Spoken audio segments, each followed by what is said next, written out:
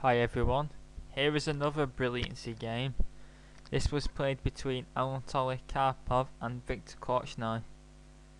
This was the candidates, 1974 World Championship candidates, and this was like the final, but because Fischer didn't defend his title in the 1975 World Championship, the winner of this actually turned out to be the world champion, even though it was only meant to decide who qualified to play Fischer. And this is the most brilliant game in the match, and it is a very sharp Sicilian dragon, which of course will make it exciting. So Karpov was white and he opened with e4, after which came the Sicilian dragon with these moves. You see black's pawn structure is like a dragon and has that monster dark square bishop behind it. A little trap here, if you play knight g4 here hoping to harass the bishop, this runs into bishop b5 check, and after bishop d7 queen takes g4 because the bishop's pinned and white wins a piece. So bishop g7, and now once black castles, knight f3, knight g4 is possible, so f3, which characterises the Yugoslav attack, the most dangerous anti-dragon weapon to be found. The basic idea is that white's overprotecting e4 and also playing g4 to stop the queen d2 bishop e3 combination being harassed. White will then try and trade off his dark square bishop for black's dark square bishop, and will then throw the h pawn and castle queenside, and it is razor sharp. However, black isn't without counterplay. There is plenty of rook takes c3 sacks. There is also the open c line, queen a5s, and maybe open b line, and pawn storms available. The game is very sharp, and this game is very sharp as well. Knight c6, queen d2, castles. A white can either play castle queenside, g4 or bishop c4, and he chose bishop c4, Karpov did, which stops the d5 and puts some pressure on f7. Bishop d7, now h4 beginning the pawn storm. Rook c8, threatening to move the knight away, uncorking an attack on the bishop, so bishop b3, getting out of the way of any x-ray attacks down c line. Knight e5, castle queenside, knight c4, and now if you're facing this as white in the dragon, if this position occurs, always take with a light square bishop, because dark square bishop is important, because black's dark square bishop is very powerful and needs to be traded off or at least neutralized. And also white's attack will fail otherwise, so bishop takes c4, rook takes c4, and now black's c line attack is coming very fast, so white speeds things up with a pawn stack on h5, which is still well within opening theory. The basic idea is if knight takes h5, then g4, knight f6, which was played, but white now has the open h line to work with, and although white's a pawn down, his attack is potentially more dangerous now. However, there is a little trick to be known here. If bishop h6, there is a tactical shot, knight takes e4, and if queen e3, then an exchange sack on c3. The Sicilian dragon's full of them. You have to always watch out for them if you're white. B takes c3, and white's pawn structure is completely fractured. Knight f6, takes, knight e2, and queen a5, with an unclear position, maybe slightly better for black. So white overprotects the knight to stop any, removes the knight from the dangerous line, and also overprotects the c3 knight, and also in some lines the knight will come to f4, and white really does want to play bishop h6 now, and black actually counterattacks with queen a5, putting more pressure on c3 and preparing the rook to come to c8, and the game is now very sharp. Bishop h6. An interesting line here is bishop h8, sacrificing the exchange to keep the dark square bishop, and after bishop takes f8, king takes f8. Black's monster bishop should provide enough compensation, although white may be slightly better.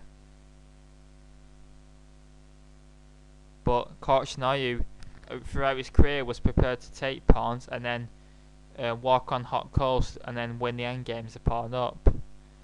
He does it again in this game with bishop takes h6, which looks very risky, and believe me it is. Queen takes h6, and now knight d5 is threatened, where the defender of the h7 pawn will go, and white will win. So rook fc8, another counter-attacking move. This is how sharp this game is. Now knight d5 loses to rook takes c2 check, king b1, and now queen b5, threatening mate on b2 and the e2 knight. So and black's king doesn't get mated. Say b3, queen takes e2, and if knight takes f6, e takes, queen takes, king f8, and white has no way to continue his attack, and black's heavy pieces are going to mate first, and black's upper piece. So, and at the time, white plays a novelty here with rook d3, and it's a very good novelty, where the idea is to overprotect c3, and then white can get on with his attack. And the best move here actually, and also white's threatening g5 as well, followed by knight f4, which would win because the knight can't move. So black's best here is queen d8, bringing the queen back to the defence is essential. g5, knight h5, and now after knight f4, black has the defence queen f8, where black isn't getting mated. Now white can win the pawn back by swapping queens off and taking. And white's slightly better in this endgame, with two active rooks and potentials for e5 and maybe the d file to win material. White's slightly better, but black certainly isn't now to the game. And that is our opening theory. However, black goes wrong, and when grandmasters are faced with novelties over the board, they usually go wrong straight away. And rook 4c5 is an example of it. White was threatening g5, however, it was played anyway. Very strong move, and after rook takes g5, and now another strong move, rook d5. And whichever way, if the knight takes, then queen takes h7 is going to mate, so the rook has to take. And after knight takes d5, knight takes f6, and knight takes e7 check are threatened. If the queen tries to rush back into the defence with queen f8, then knight ef4, rook c5, knight takes f6, e takes f6, queen takes h7, king f8, and now an incredibly crushing sacrifice with knight takes g6 check. If takes, check, check, and black loses the queen. This is how strong white's attack has become now. So rook e8 was played to defend e7, knight ef4.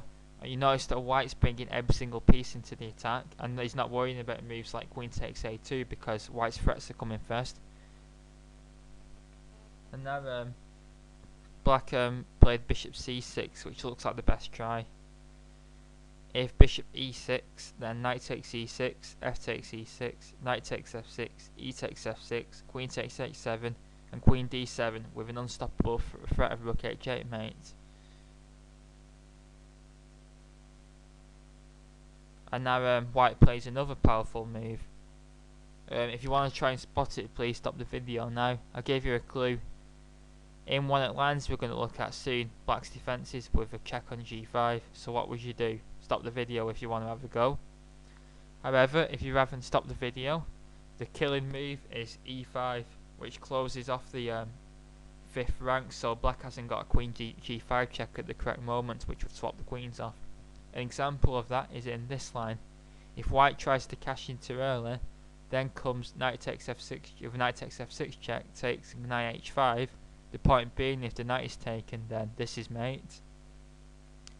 Black has the defence queen g5 check, taking advantage of the open king position, and although white does win the exchange with a check on f6, after king g7 takes, black's got two pawns and a bishop for the exchange, and he's probably better here. So as said in Serwan's book, white would have won the battle but lost the war. However, after e5, if the pawn is taken, the 5th rank has been closed off, so white wins with knight takes f6, takes, and after knight h5, the pawn is blocking the queen g5 check defence. So it is forced mate because queen g7 is threatened, and if takes, then there's mate. if knight takes d5, then queen takes h7, and this is mate. So bishop takes d5 is the only way to stop mate. And now e takes f6, threatening mate on g7, so takes. And now, if white plays knight h5, rook e1 check, and it's black who mates. Always look out for a weak back rank. However, white simply wins by queen takes h7 check, king f8, and queen h8 check. And after king e7, well, black resigns because after king e7, knight takes d5 check. If the queen takes, then rook e1 check is possible, winning the black rook, and white wins. And if black doesn't take, then white's still up a knight. So, because he's surrendering heavy material, Korchnoi decided that further resistance is futile. And what a splendid attacking game by Karpov. Shows his incredible strength, and full of pawn sacks and all that. And I hope you enjoyed this game. Please leave any comments and thoughts. Thanks very much.